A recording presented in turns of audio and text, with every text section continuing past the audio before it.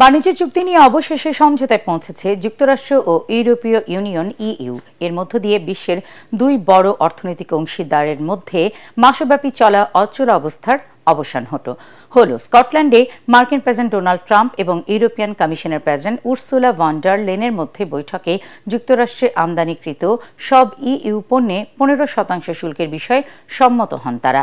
EU president জানান, এ চুক্তি দুই সহযোগীর মধ্যে স্থিতিশীলতা আনবে। গত বছর যুক্তরাষ্ট্র ও ইইউ এর মধ্যে বাণিজ্য ছিল প্রায় $976 বিলিয়ন। ইটালির প্রধানমন্ত্রী জর্জিয়া মেলোনি এই চুক্তিকে স্বাগত জানিয়েছেন। আজ ব্রিটিশ প্রধানমন্ত্রীর সঙ্গে বৈঠকের কথা রয়েছে ট্রাম্পের। এদিকে ইইউ এর মতো যুক্তরাজ্য, জাপান, ইন্দোনেশিয়া, ফিলিপাইন এবং ভিয়েতনামের সঙ্গেও শুল্ক চুক্তি করেছেন মার্কিন প্রেসিডেন্ট ডোনাল্ড ট্রাম্প।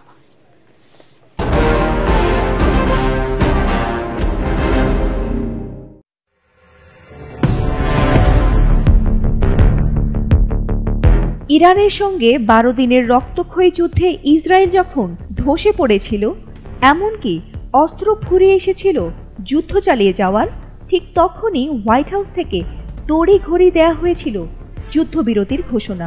কারণ একটাই, ইরান ইসরায়েলকে হারিয়ে জিতে যাচ্ছিল। এখন যুদ্ধবিরতি চললেও পরাজয়ের গ্লানি থাকতে তাই আবারও সরাসরি খামেনিকে হত্যার হুমকি দিয়েছে ইসরায়েল। আর এই একটা বাক্যই যেন দাবানলের মতো ছড়িয়ে গেছে মুসলিম বিশ্বে। তাহলে আবারও কি কোনো রক্তক্ষয়ী যুদ্ধ অপেক্ষা করছে মধ্যপ্রাচ্যে?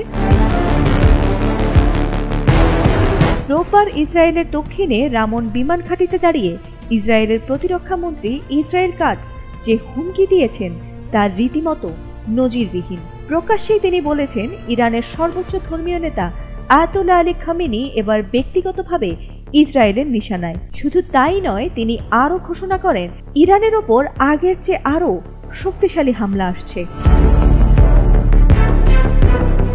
তবে কাটজের এই হুমকি নতুন কিছু নয়।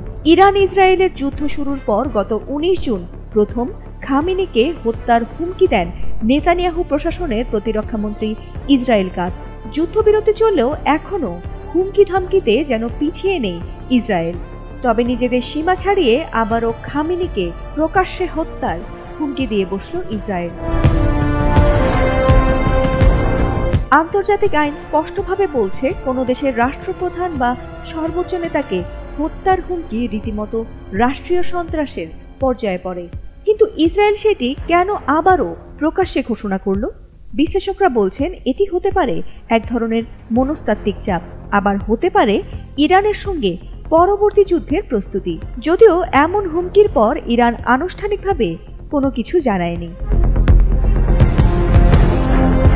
ইরান কখনো অযথা হামলা শুরু করে না, বরং তার জবাব দেয় কৌশলের মধ্য দিয়ে। তাই খামেনির দপ্তর থেকে এখনো কোনো বার্তা না এলেও ইসলামী বিপ্লবী গার্ড বা হিজবুল্লাহর মতো গোষ্ঠী হয়তো প্রতিশোধের ছক আঁকছে, এমনটাই মনে করেন বিশ্লেষকরা।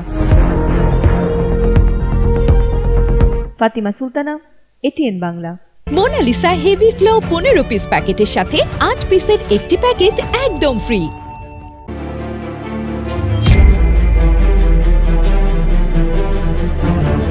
এবার নিজেদের প্রথম হাইপারসনিক ব্যালিস্টিক ক্ষেপণাস্ত্র উন্মোচন করেছে তুরস্ক, যার নাম দেওয়া হয়েছে টাইফুন ব্লক 4।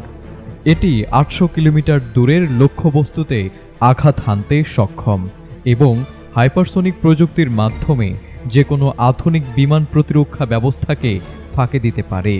ইরানের পর দ্বিতীয় মুসলিম দেশ হিসেবে এই প্রযুক্তি অর্জন করল তুরস্ক। সম্প্রতি তুরস্কের শহর ইস্তাম্বুলে অনুষ্ঠিত আন্তর্জাতিক প্রতিরক্ষা শিল্প মেলায় ক্ষেপণাস্ত্রটি প্রদর্শন করা হয়। এই মেলাতে তুরস্ক 5টি নতুন প্রতিরক্ষা ব্যবস্থাও উন্মোচন করেছে, যার মধ্যে রয়েছে বিভিন্ন দূরপাল্লার মরণাস্ত্র ও উন্নত সামরিক প্রযুক্তি। জানা গেছে, তুরস্কের প্রতিরক্ষা প্রযুক্তি প্রতিষ্ঠান রকেটসান ক্ষেপণাস্ত্রটি তৈরি করেছে। ক্ষেপণাস্ত্রটির দৈর্ঘ্য 21 ফিট এবং ওজন 2.5 টন। এটি যুদ্ধবিমান কিংবা ড্রোন থেকে উৎক্ষেপণযোগ্য। এই অস্ত্রের উচ্চ গতি ও গতিপথ পরিবর্তনের ক্ষমতার ফলে এটি প্রতিপক্ষের রাডার ও প্রতিরক্ষা ব্যবস্থা এড়িয়ে লক্ষ্যবস্তুতে আঘাত হানতে পারে।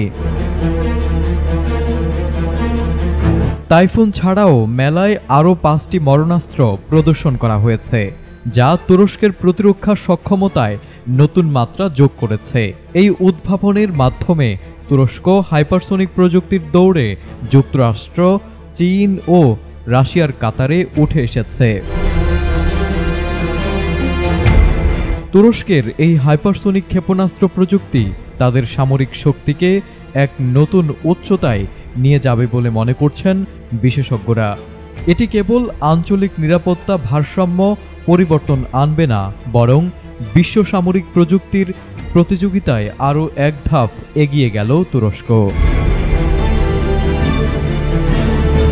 Desk report, ATN Bangla.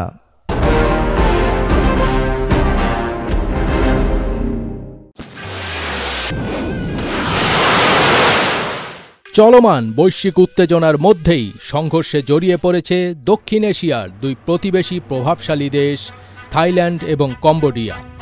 দেশ দুটির মধ্যে এক দশকের মধ্যে সবচেয়ে ভয়াবহ সীমান্ত সংঘর্ষ চলছে গত 3 দিন ধরে। বিতর্কিত সীমান্তে উভয় দেশই ভারী আর্টিলারি হামলা চালাচ্ছে, যার ফলে এখনও পর্যন্ত অন্তত 32 জন নিহত হয়েছেন এবং 130 জনেরও বেশি আহত হয়েছেন এবং বাস্তুচ্যুত হয়েছেন প্রায় কয়েক লক্ষ মানুষ। 2025 সালের মে মাসে দুই দেশের সীমান্তে গুলির সংক্ষিপ্ত লড়াইয়ে এক কম্বোডিয়ান সেনা নিহত হন। মূলত এরপর থেকেই ধীরে ধীরে পরিস্থিতি আরও উত্তপ্ত হতে শুরু করে।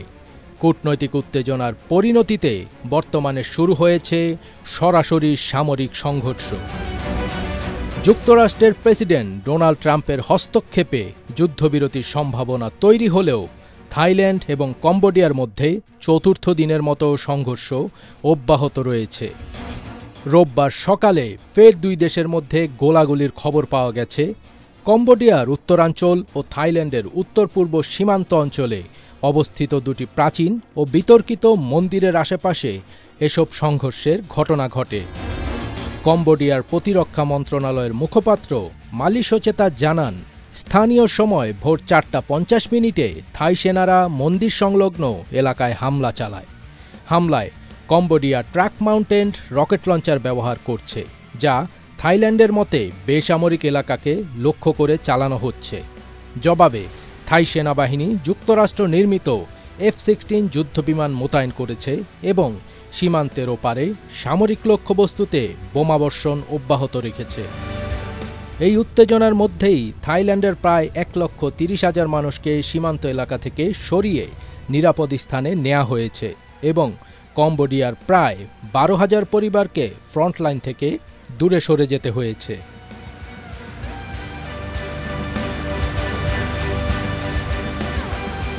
ফজবি তাজ, এটিএন বাংলা।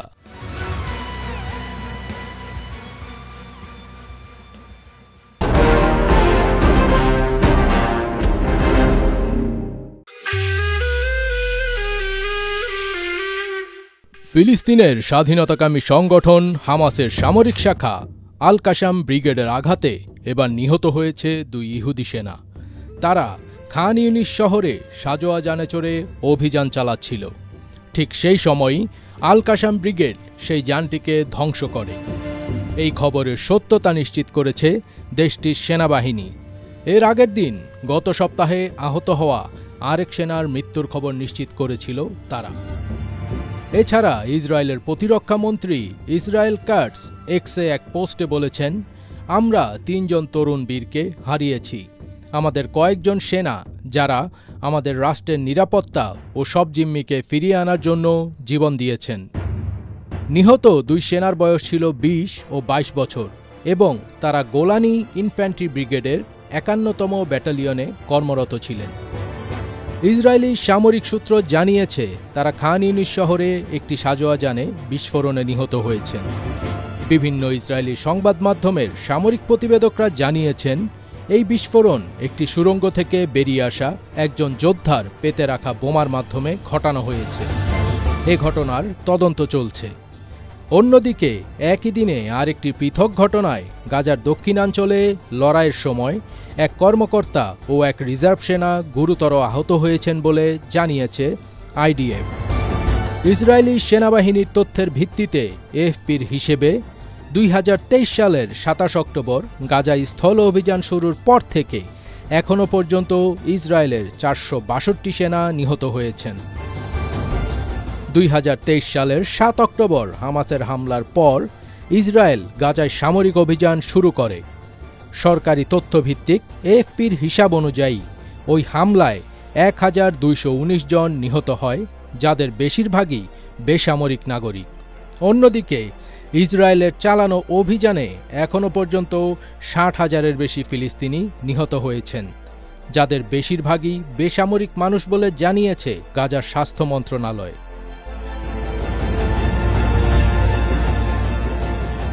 ফজবির তাজ, এটিএন বাংলা।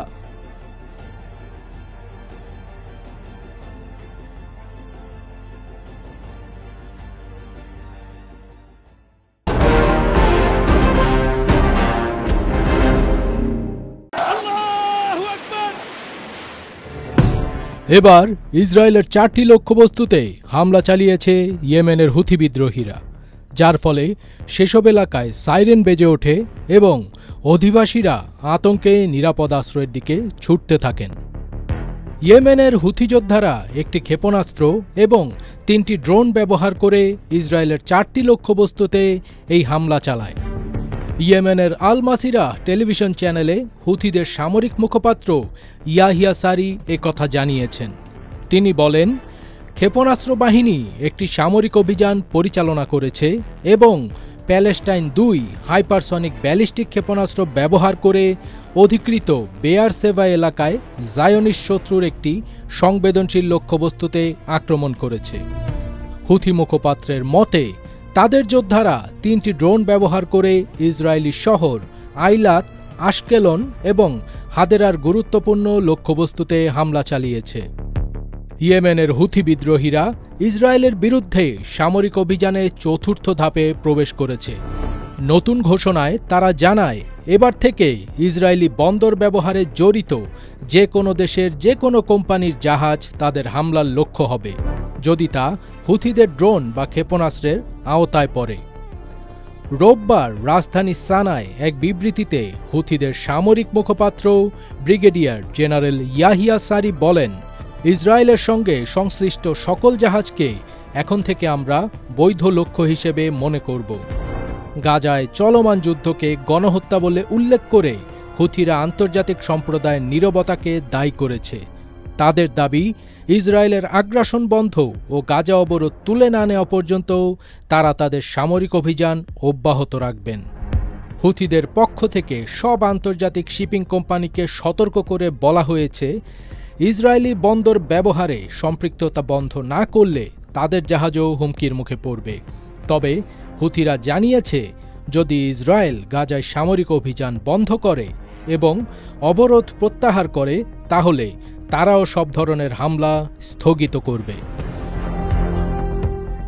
ফজবির তাজ, এটিএন বাংলা।